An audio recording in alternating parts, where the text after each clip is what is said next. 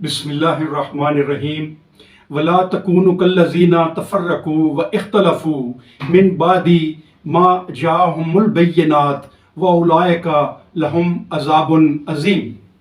یہ سورہ العمران کی آیت نمبر 105 ہے۔ اس میں اللہ کا ارشاد ہے،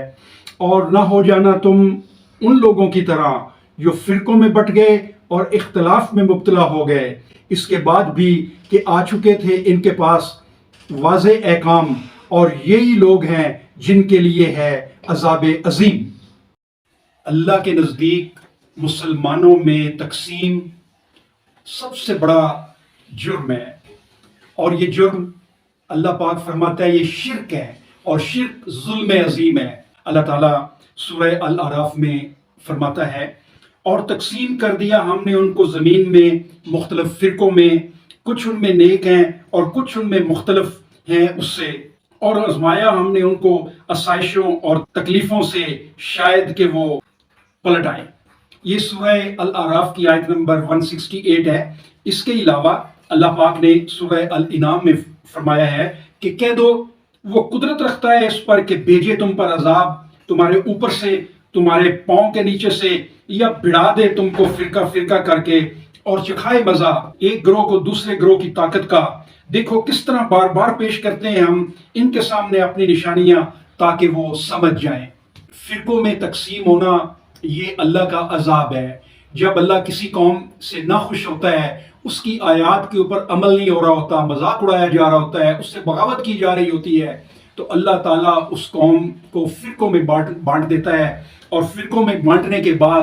ان لوگوں کو آزمائش میں ڈالتا ہے، کسی عذاب کی صورت میں، کبھی سیلاب کی صورت میں، کبھی قحط کی صورت میں، کبھی بارش کی صورت میں، یہ سزائیں دیتا ہے کہ وہ اللہ کی طرف پلٹ آئیں۔ یہی وجہ ہے آج ہم فرقوں میں تقسیم ہیں، ہم سود اور رشوت میں پھنسے ہوئے ہیں، اور تمام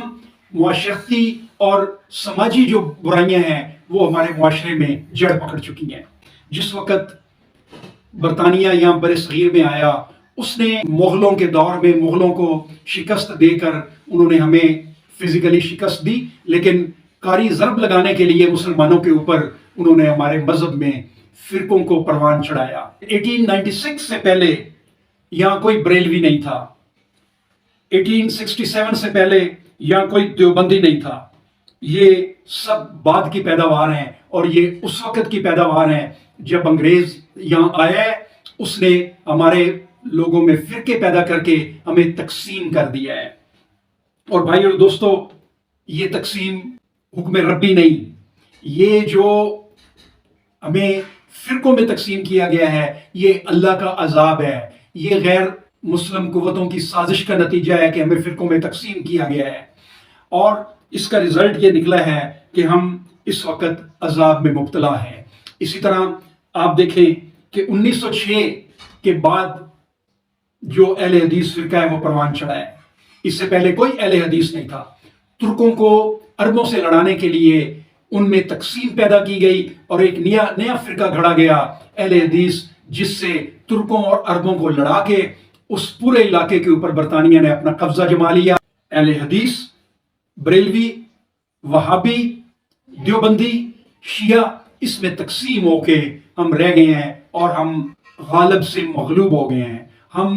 غالب تھے پوری دنیا میں جس وقت تک ہم نے اللہ کی رسی کو مضبوطی سے تھاما ہوا تھا۔ ہمارے جو تمام فرقوں کے عالم ہیں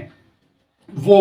یا تو اپنی چودراہٹ کے لیے، یا مسجدوں کے اوپر قبضہ کرنے کے لیے، یا اپنے مالی فائدے حاصل کرنے کے لیے، یا لا علمی کی وجہ سے مسلمانوں کو انہوں نے تقسیم کیا ہوا ہے، اور ہم ان کے پیچھے لگ کے اللہ کے احکامات کو، قرآن کو ہم بھلا رہے ہیں، اور ہم فرقہ بندی میں پڑے ہوئے ہیں۔ بھائیو، اس فرقہ بندی سے تائب ہو جاؤ، اللہ کے عذاب سے بچو، اور اللہ کی رسی کو مضبوطی سے تھام لو، تاکہ اسلام اپنا وہی عروج حاصل کر سکے جو قرن اول کے وقت تھا۔ یہی قرآن کا درس ہے، یہی قرآن کہتا ہے کہ فرقہ بندی ختم کرو، اور اللہ کی رسی کو مضبوطی سے ساتھ مل کے تھام لو۔